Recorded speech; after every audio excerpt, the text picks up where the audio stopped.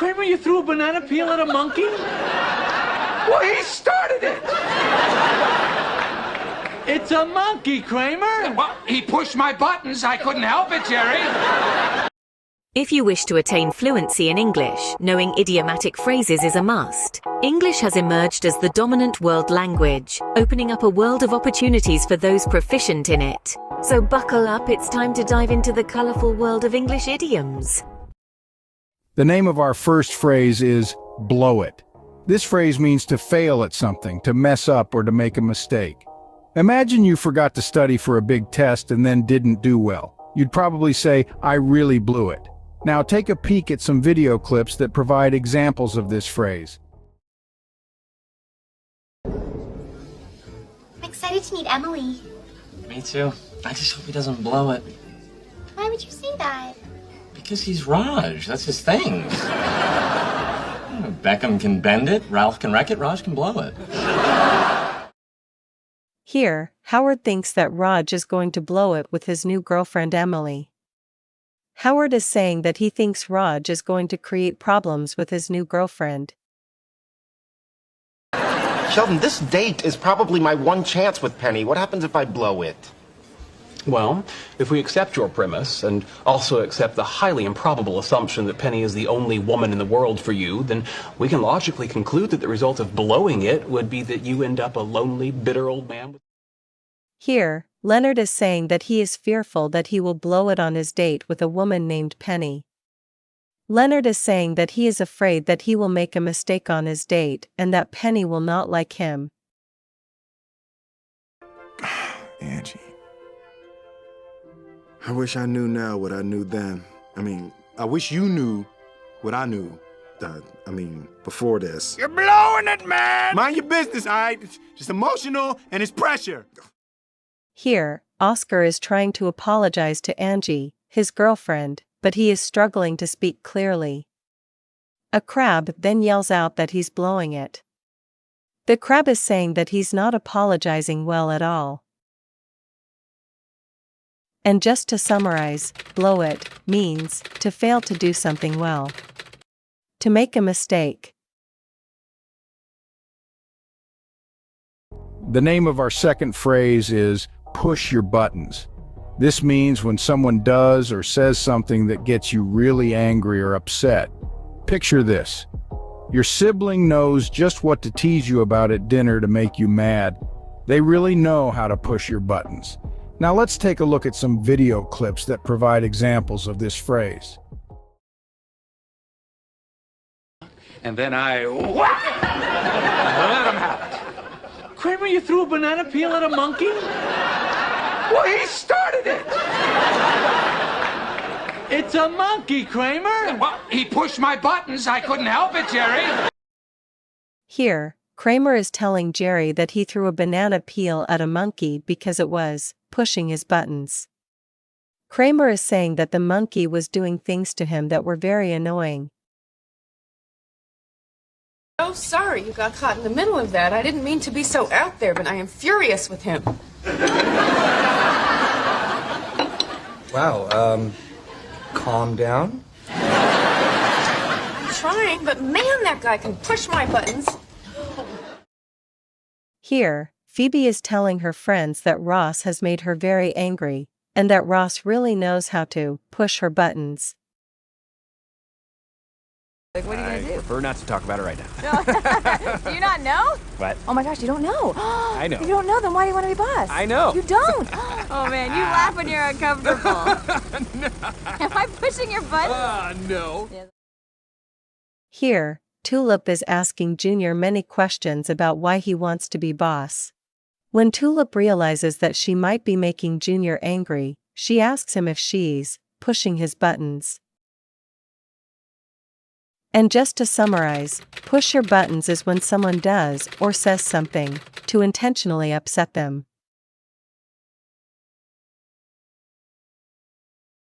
All of us here at TD English hope that you're enjoying these videos, but we need your help. The YouTube algorithm doesn't really support us because we are a young channel. If you enjoyed these videos, please share them on social media. We really do need your help. We also want to thank all of you for subscribing and helping us. The name of our third phrase is jump to conclusions. This means forming an opinion before having all the facts. Imagine, if you see your friend chatting with someone you don't like and immediately think they're not your friend anymore, you're jumping to conclusions. Now let's take a look at some video clips that provide examples of this phrase. Why is he trying to kill us? Why are you trying to kill us? It's classic villain. We've seen too much. Let's not jump to conclusions. We don't know. He's trying to kill us. He's trying to kill us! Here, when all of the people are asking why a newly created robot is trying to kill them, Honey Lemon says that everyone should not jump to conclusions. She is saying that they may be forming an opinion too quickly. I'm right? There was like no chemistry between them. Before they had heat, and now there's no heat. Now you know what this means. Joey told us what this means. All right, let's not jump to any conclusions, all right? There was some sexual chemistry between them. Come on. Here, Chandler is panicking because he thinks his girlfriend is cheating on him. Ross tells him that he should not jump to any conclusions. Ross is saying that he should not form a definite opinion until they know more. Do you think it was the maid? It's always the maid. I know I saw them here this morning. Well, I would report the theft right away. You know, she was so snotty yesterday when I asked her to. Whoa. Let's just not jump to any conclusions. You don't just level a charge of theft against Yes, I'd like to somebody report a theft. Here, Inez cannot find some jewelry and thinks that a maid has stolen them. Gil steps forward and says that she should not jump to any conclusions.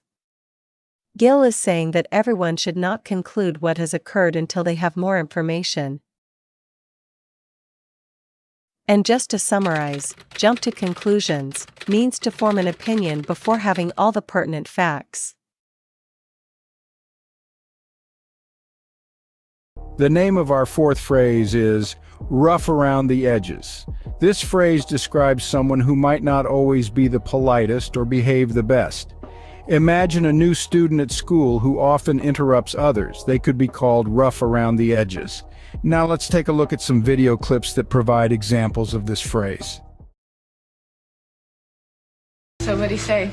Well, he can be a little rough around the edges, so I'm going to replace a word he used a lot with the word puppy. Okay? So he said, if your puppy friend doesn't get her puppy act together, I am going to fire. Here, Joey is describing what a doctor had to say about Phoebe.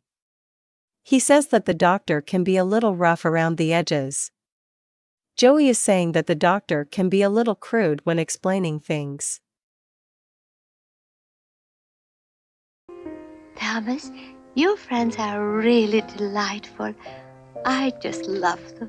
Well, they're kind of rough, you know, around the edges, but if you're ever in a jam, wham, they're right there. Here, Thomas is telling Duchess that although his friends can be a little rough around the edges, they are very good friends.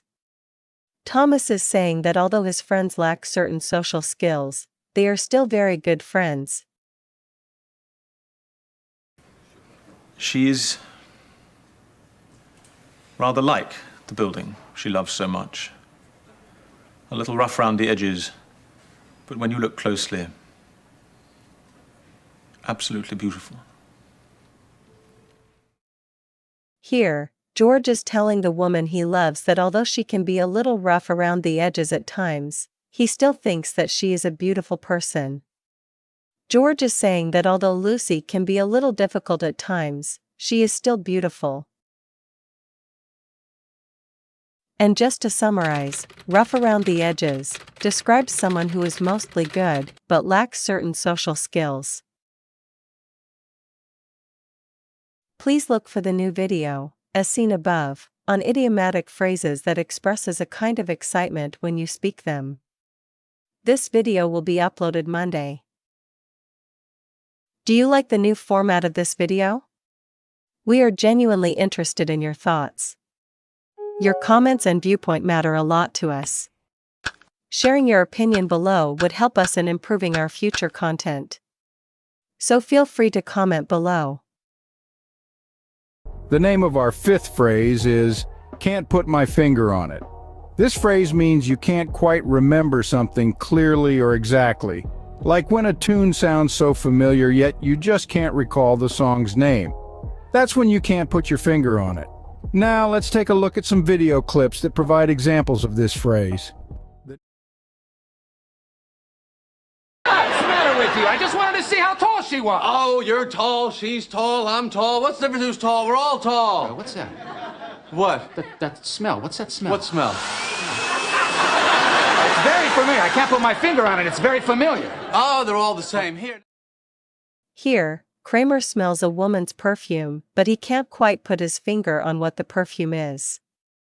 Kramer is saying that although he knows the smell, he can't remember what the name of the perfume is. Terrific! Yeah, but I ain't Dick Clark, so for my single self, I give you a 43. What do you think the problem is? I don't know. I can't put my finger on it. Hey, play. Huh? The drums, play. Here, Fonzie tells the band that their song is not that good. When asked why he feels that way, he says that he can't put his finger on it. Fonzie is saying that he's not exactly sure what the problem is. George, you are my main man. I am? I don't know what it is, I can't put my finger on it, but lately you have just seemed on. And you always leave me wanting more. Here, George's boss is telling George that he is very impressed with him. The boss says that he can't put his finger on exactly why he is so impressed, but that George is doing his job very well. The boss is saying that he can't quite identify why George is impressing him, but that George seems to be very engaging. Smithers, there's something a bit odd about young Larry. I can't quite put my finger on it. Well, he is a bit rough around the edges, sir. Here, Mr. Burns is saying that there is something strange about Larry. He can't quite put his finger on what it is, but there's something odd about him. Mr. Burns is saying that he can't quite identify what bothers him about Larry, but there is something there that feels strange. And just to summarize, can't put my finger on it, is when you can't quite remember something.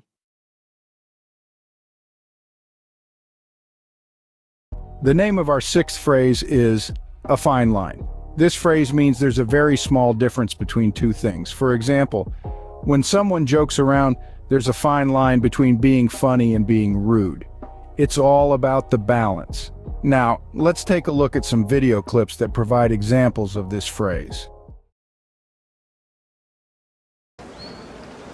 Ever bother you? I don't run the scams, Red. I just process the profits.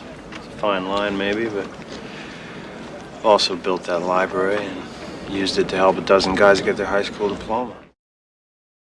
Here, when Red asks Andy if he feels bothered by helping a corrupt man, he says that he only does the bookkeeping. He acknowledges that it's a fine line, but that it's helping other inmates.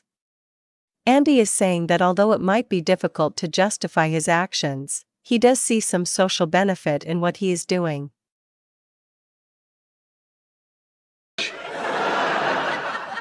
Okay, you got me there, but you're wrong about this!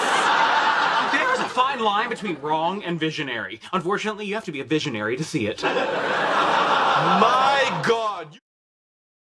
Here, after Raj tells Sheldon why his theory is wrong, Sheldon says that there is a fine line between being wrong and being a visionary.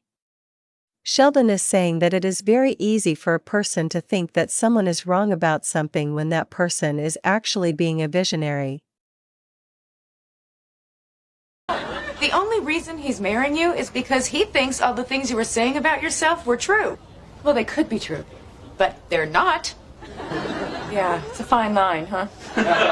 Why are you lying to him? I don't know.